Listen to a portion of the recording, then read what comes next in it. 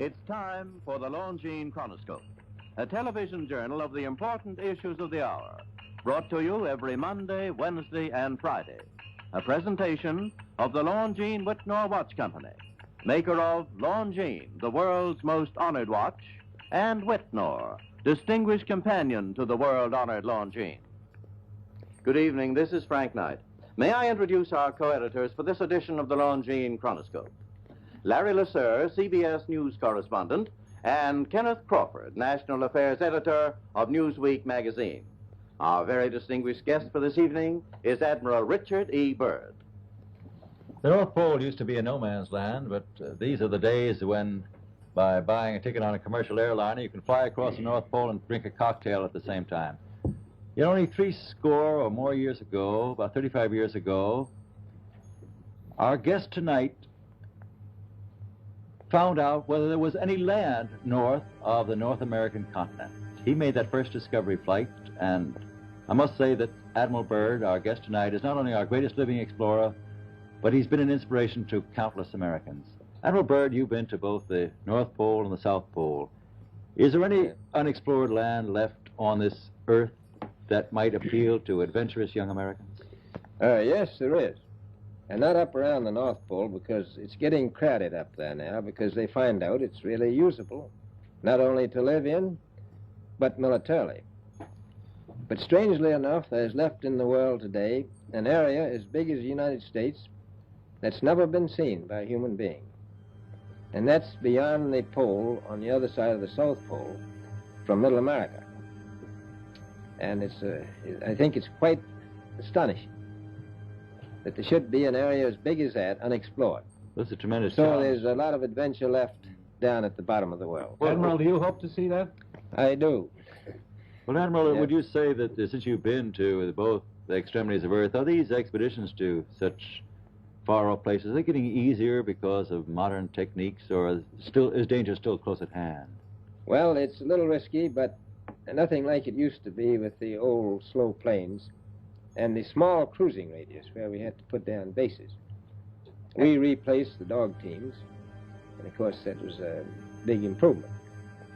But now the planes go much faster and they're safer, and they have a much bigger cruising radius. You haven't got the danger of a terribly heavy load. Admiral, an expedition to which I believe you're the advisor is now en route. What is that expedition doing? Well, that's the icebreaker Atka, and it's a reconnaissance expedition.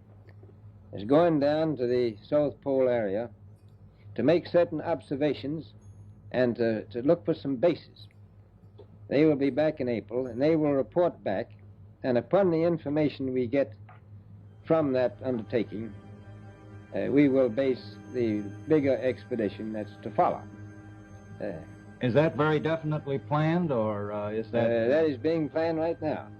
So I'm willing to say to you that there will be a number of expeditions that will follow, I think, year after year, to the bottom of the world, because the government has really become interested. Well, Admiral Byrd, I can understand, I think everybody can, the interest in the North Pole because it's so near our greatest challenger, Soviet Russia. But why this interest in the bottom of the world? Nobody living down there, is there? No, it's pretty cold. There's only one permanent resident, that's the emperor penguin. The little ones live further north. I tell you one reason they're interested. It's by far the most valuable, important place left in the world for science. That's why the scientific groups all over the nation are really interested. But more important than that, it has to do with the future of the nation, those to come after us, or even during your lifetime, because it happens to be an untouched reservoir of natural resources. And, you know, as the world shrinks with an ever-increasing acceleration, far-flung places, once useless, like we thought the North Pole was, and no man's land, become very useful. The bottom of the world will be important, not only to us, but to our allies. I was going to ask you, does it have military importance? It has some, and as the world shrinks, it will continue to shrink with an ever-increasing acceleration. thus bringing these places closer. And in the future, I can see a time when it will be very, very important strategically. Well, has the development of air power increased the strategic importance of places like the very much Parma Peninsula, we'll say? Very much so.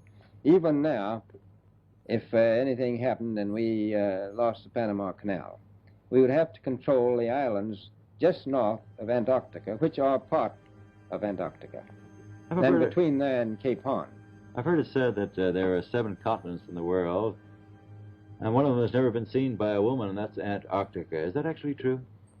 Well, if the Palm Peninsula is an island, as far as I know, that's true. No woman's ever stepped foot upon the Antarctic continent, and it's the most peaceful place in the world. Well, I'm sure that won't last very long. I understand that now that you're working with the Arnold Bread Company in charge of frozen foods. Now, is there any future for frozen foods down these frozen extremities? Well, I think the human race can be helped by that. This was thought out by Dean Arnold, who's, in my opinion, a great humanitarian. He learned that we went down there after 4 or 5 years and finished a meal that we had left there on the table when we had evacuated Little America. Everything was perfect, including the bread. So he got the idea of this frozen bread, and already he sent some to Europe, and it worked very well over there for some of the starving people.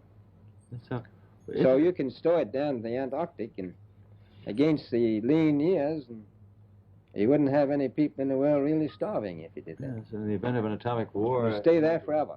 Admiral, you speak of the resources of Antarctica. What are they? What are the natural resources there? Well, we've found enough coal within 180 miles of the South Pole in a great ridge of mountains. It's not covered with snow, enough to supply the whole world for quite a while. Well, that's the coal. Now, there's evidence of many other minerals. We are pretty sure there's oil. Now, that coal shows the bottom of the world. Now, by far the coldest spot in the world. Where that coal is gets 100 below zero in the winter. Well, it was once tropical. So we think there's oil there, and there's evidence, probably uranium there. Is it any secret? Is there uranium there? That would be the only thing that would be practical to actually go after, I suppose. Everything else would be economically unfeasible, wouldn't it? Well, as we recklessly expend our resources, the time will come when we'll have to go after that stuff down there. Well, I avoided what you said about uranium. I'm not sure about that. I don't want to have the world fighting over the Antarctic. And is there a competition among other nations to try to get information about Antarctica and possibly to secure some of these resources? Well, yes. There are now 7 nations very much interested. Russia is interested tremendously. That I'm sure of. Australia has an expedition down there. The Argentine, the Chile, New Zealand, Britain, and so on. Now, you can understand those people down there being interested because they live down there. The New Zealanders, the Argentinians, the Chileans, and the Australians. And so we don't do much about claiming anything. Admiral, you make it sound a little crowded. Are there that many expeditions now there or en route there? Well, you know, as I said, it's the most peaceful place in the world, but I don't think it will be for long because of this intense interest on the part of other nations and this nation. Well, Admiral Byrd, are private expeditions a thing of the past? Is expedition and exploration, making expedition and exploration now purely a government function because of the tremendous cost? No, I don't think so. I think down south it may be more or less a thing of the past, but not other expeditions that go there. A lot of them go north now. This latest expedition now on the way is a government expedition, I take it. Yes, that's the government. However, may I ask you, is there a great difference between the top of the world and the bottom of the world? There is. Now, the North Pole is the center of an ocean 10,000 feet deep. The South Pole, the center of a plateau, 10,000 feet high. The North Polar Sea is surrounded by continents that are slightly frozen. The Antarctic continent is surrounded by a belt of ice frozen seas of at least 1,200 miles thick.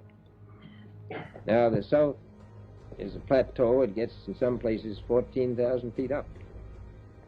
I've been over areas about 13,000, and it's a little bit chilly up there. So there's that big difference between the top and bottom of the world. The north really isn't very cold up there on the Arctic Ocean. Not compared to the south. Admiral Byrd, we often hear it said that our young Americans now aren't as hardy as their forefathers. Do you think that Americans do measure up to the standards, the physical standards and morale standards of the past? I do. I don't believe that. I think they're just as high. Well, what would you say was the most valuable factor on expedition? Is it morale, or physical courage, or is it sheer equipment? Well, I've always thought that loyalty was by far the most important trait. The British told me that when I first went down in 28, I couldn't possibly get through the winter night without a mutiny if I took more than 20 men. But to serve science, I had to take 42 men. Then I took 56 the next night, and so on. And I did find that loyalty was the most important thing during the winter night when it's very hard on your nerves. I think that's trait. Well, that's a very valuable characteristic at any time. Well, thank you very much, Admiral Byrd. It's been a great pleasure to have you here tonight. It's a pleasure to be with you. The opinions expressed on the Longines Chronoscope were those of the speakers. The editorial board for this edition of the Longines Chronoscope was Larry Lasser and Kenneth Crawford. Our distinguished guest was Admiral Richard E. Byrd.